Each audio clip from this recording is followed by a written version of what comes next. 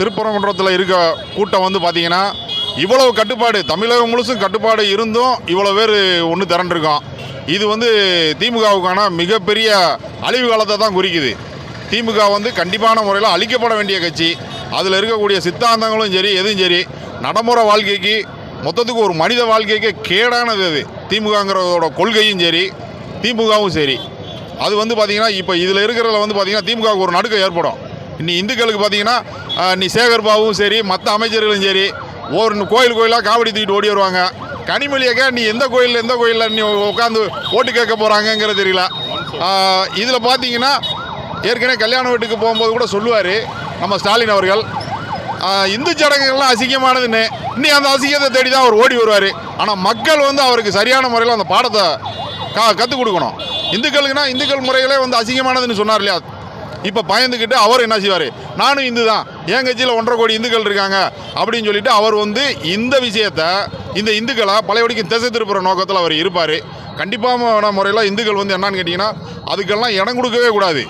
நமக்கு வந்து தேசமும் தெய்வீகமும் இரு கண்கள்னு சொன்னாங்க. ஆனால் இன்றைக்கி வந்து பார்த்திங்கன்னா நம்ம அந்த சார்பையை விட்டுட்டு ஏதோ ஒரு மனித இயந்திரம் போல் வாழ்ந்துக்கிட்டு இருக்கோம். நமக்கான நோக்கம் என்ன? காசு பண்ண மட்டுமா?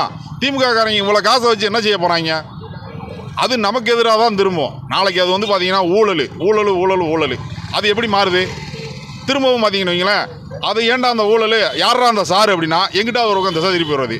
அப்போ தொடர்ந்து நீ ஒரு விஷயம் சரியா, ஒரு அரசாங்கம் செஞ்சேன்னா அது மக்களுக்கு பயனுள்ளதாக இருக்கணும். மக்களுக்கு பயனுள்ளதாக செய்யக்கூடாது, தன்னுடைய மக்களுக்கு. இதை தொடர்ந்து கலைஞர் செஞ்சுக்கிருந்தாரு. உங்கள் அப்பனாலே இந்துக்களை அழிக்க முடியல, நீ வந்து அழிச்சிட போறியா இல்லை ஓமையை வந்து அழிச்சிட போகிறானா? காலங்காலமாக நடந்துக்கிட்டு இருக்கு இந்த தாக்குதல். இதெல்லாம் மீறி எங்களை மாதிரி ஆளை இருக்குந்தடிக்கு உன்னால் ஒன்றுமே செய்ய முடியாது. கண்டிப்பாக திமுகவுக்கு வந்து ஒரு பெரிய பின்னடைவாக இருக்கும். அது இருக்கணும், அதை ஏற்படுத்தணும். திருப்பரங்குன்றத்தில் ஏற்பட்ட புரட்சி ஒவ்வொரு ஊர்லையும் ஏற்படணும். ஒவ்வொரு மலைகளையும் பாதுகாக்கணும். குன்று இருக்கிறமெல்லாம் குமரன் இருக்கிற இடம்னு சொல்லியிருக்காங்க. இப்போ இதில் வந்து பார்த்திங்கன்னா கண்டிப்பான முறையில் திமுக வந்து பார்த்திங்கன்னா இப்போ திருச்செந்தூரை எடுத்துக்கோங்க. திருச்செந்தூர்லேயும் இதே முறைகேடு தான். திருவண்ணாமலையில் இருக்கிறதும் திருவண்ணாமலையில் திடீர்னு ஒன்றா புதுசாக முளைக்குது. அப்போ எதை நோக்கி போகுது? திமுக வந்து கண்டிப்பான முறையில் மாற்று அதாவது இந்துக்களை வந்து ஒற்றுமைப்படுறதுக்கு ஒரு வழியும் வகுத்திருக்காங்க. அது மூலமாக நன்றியும் தெரிவிச்சுக்கணும், திமுகவுக்கும் தெரிவிச்சுக்கணும். அவங்களோட அந்த யார் நம்ம அது பேரை கூட சொல்லக்கூடாது. அது அந்த அங்கே வந்து ஏதோ கறியை ஏதோ சாப்பிட்டுச்சு இல்லையா, அது பேரை சொல்கிற கூட அதுக்கு தகுதி கிடையாது. அதுக்கும் சொல்கிறேன், மொத்தத்துக்கும் திமுகவுக்கும் அழிவு காலம்தான். ஏன்னா இந்துக்கள் எல்லாருமே ஒற்றுமையாக தான் இருந்தோம், இந்துக்களும் முஸ்லீம்களும் ஒற்றுமையாக தான் இருந்தோம்.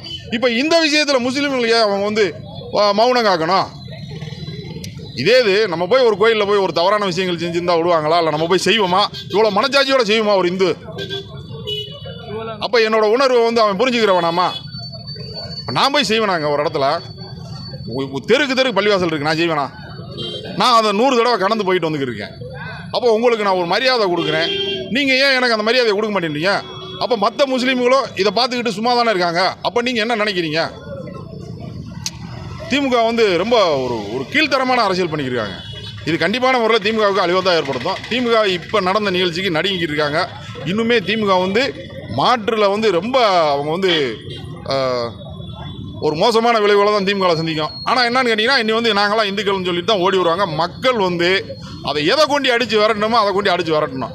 அது வந்து நம்மளால் முடியாது. நீ எத்தனை நாளைக்கு இப்படி எங்களுக்கெல்லாம் தடை போட்டு நீ என்ன செஞ்சிருவ? வீட்டுக்கு ஆளுகளை போலீஸ் உட்கார வச்சு என்ன செஞ்சிருவ? என்ன செய்ய முடியும்? உன்னால் என்ன செய்ய முடியும்? வீட்டுக்கு ஆளுகளை போலீஸ் உட்கார வச்சு என்ன செஞ்சிருவ? எத்தனை நாளைக்கு நீ இந்த மாதிரி ஆட்சியை கொண்டு போயிடுவ? இன்னும் நல்லா போச்சுன்னா ஒரு வருஷம் கொண்டு போக முடியுமா? அதுக்கு பிறகு எல்லா இந்துக்களும் விழிச்சுக்கிட்டாங்க. இன்னும் தூங்கிக்கிட்டு இருக்க இந்துக்களுக்கும் சொல்கிறேன், முழிச்சுக்கோங்க. அவ்வளோதான். இந்துக்கள் ஒன்றுபட்டா, அதாவது சாது மிரண்டால் காடு தாங்காதுன்னு சொல்கிறாங்க. அது மாதிரி இந்துக்கள் ஒன்றுபட்டு கண்டிப்பான முறையில் இந்த மனித குலத்துக்கு எதிரான திமுகவை ஆட்சியை விட்டு அப்புறப்படுத்தி ஆகணுங்க.